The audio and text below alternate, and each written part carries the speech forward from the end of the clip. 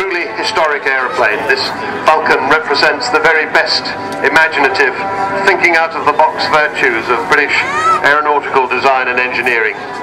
This aeroplane that we're going to see in a moment in all its fantastic live grace and power is a unique piece of flying history.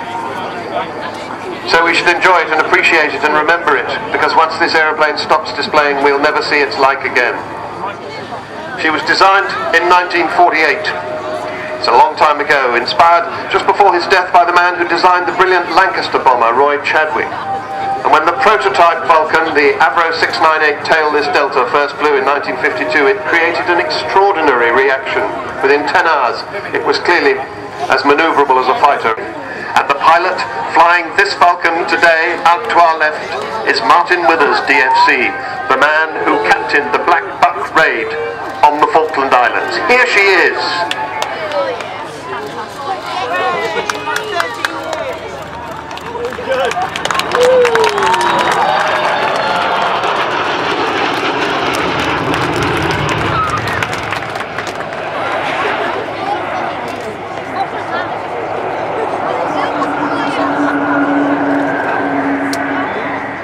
And she belongs to all of us. She is the people's aeroplane. We've spent £7 million getting her to this state.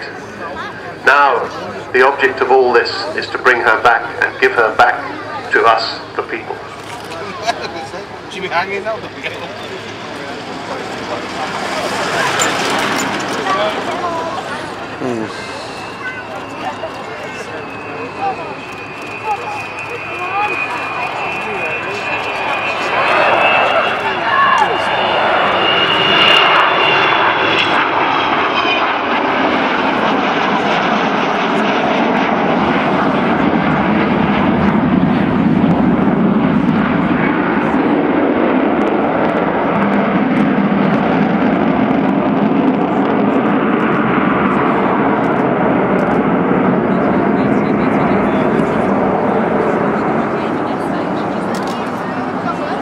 That is the sound of 4 Rolls-Royce Bristol Olympus 202 engines, and capable of carrying 21,000 pounds of bombs. That's nearly 9.5 tons, which is what she took down to the Falkland Islands.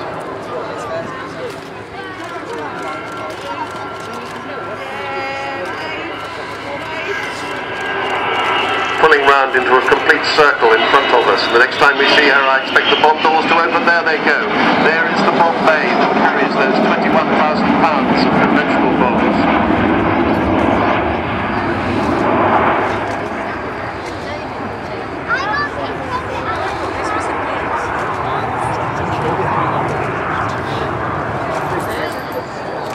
Well, Vulcan always used to set car alarms off in the great days of its displaying, last displayed in 1992, before last year that is. And I hear that she's still setting them off now, which is good to hear.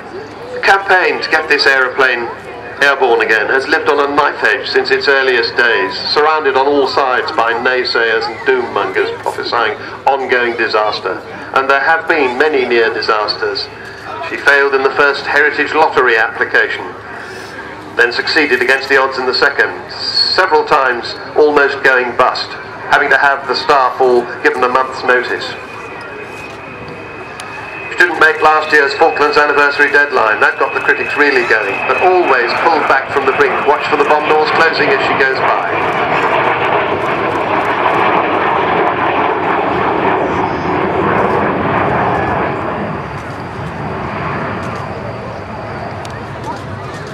Martin Withers flying her, the man who flew the aircraft down to the Falkland Islands.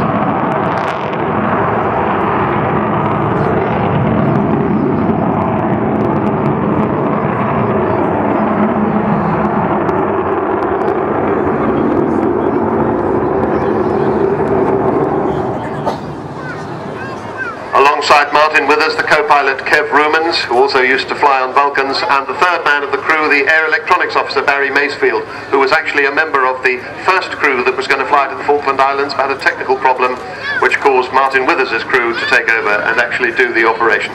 This is her final pass coming up. She's coming by for the last time. So we'll see her come by at 300 feet, and then we'll see the coals poured on and maybe we'll hear that famous Vulcan howl of the 4 Rolls-Royce Olympus engines. But here she is, she does exist, and isn't she just fantastic?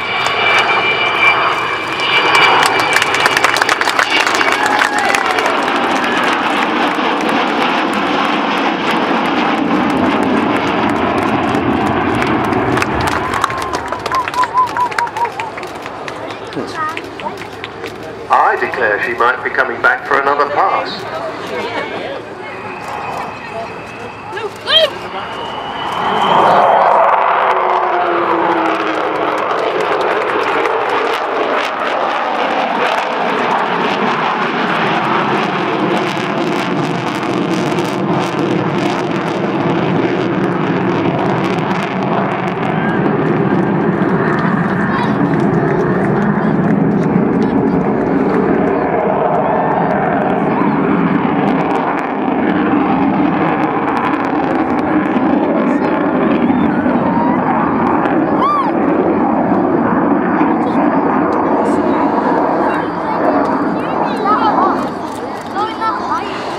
You've heard it, the famous Vulcan howl. No other aeroplane makes that extraordinary sound.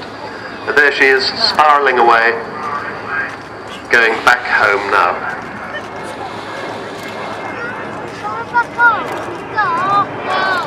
She's heading back to Brize Norton, where the Royal Air Force have been very kindly looking after her. But I can hardly believe it, she really got here. She'll be doing all sorts of displays this year. For instance, she's even going on to the continent. Next week she's going to Vulcan in the Netherlands. But look at that shape, isn't that something quite extraordinary? I think she is so beautiful that she counts as art. She is aerial art.